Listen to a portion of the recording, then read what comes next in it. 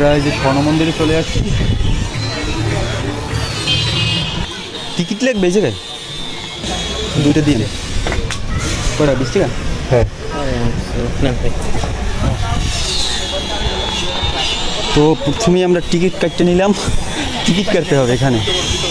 তো প্রথমে ডান সাইডে হয়ে আসছি। তো যে মানে কাপড় ঠাকুর শুকা দিচ্ছে, তো ভালো লাগলো না পরিবেশটা, এই জন্য। এটা গিয়ে স্বর্ণ মন্দির, আসলেই স্বর্ণ মনে হয় যে মন্দির ভিতরে প্রতিমে স্বর্ণের হইতে পারে নাকি? আমার তামিল ল্যাঙ্গুয়েজ। তামিল ল্যাঙ্গুয়েজ? তামিল না, এটা মানে বাংলা। তো এই যে মন্দির, ভিতরে স্বর্ণ মন্দির, অবশ্য বন্ধ আছে। একটু উপরে ওঠা যাবে? তো দেখি একটু উপরে ওঠার সিস্টেম আছে কিনা।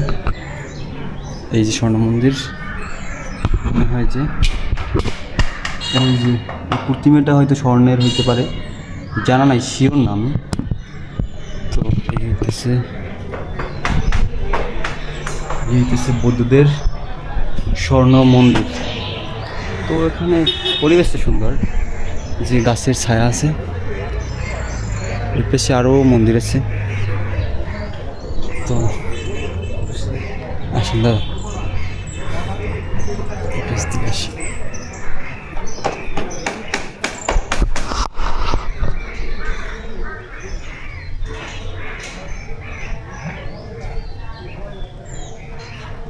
আমরা মূলত ওই যে মানে ফোনের ভিতরে দেখি না ছবি,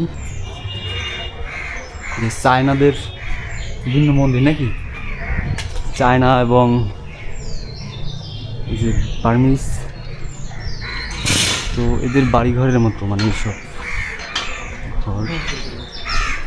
তো এই যে মন্দিরটি সুন্দর, এখানে ব্যাপক পর্যটক আসে।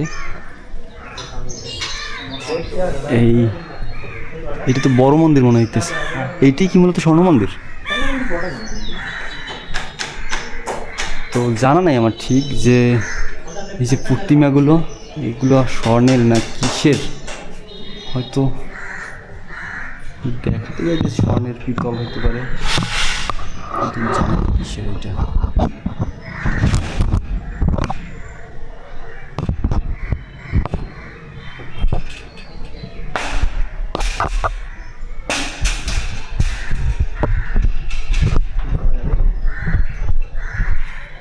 এই মন্দির,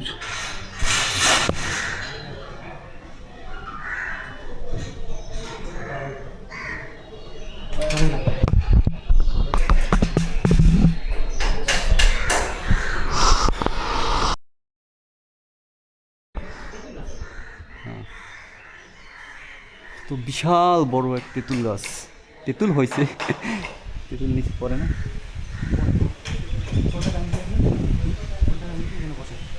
অনেক পুরনো মন্দির মনে হয় যে।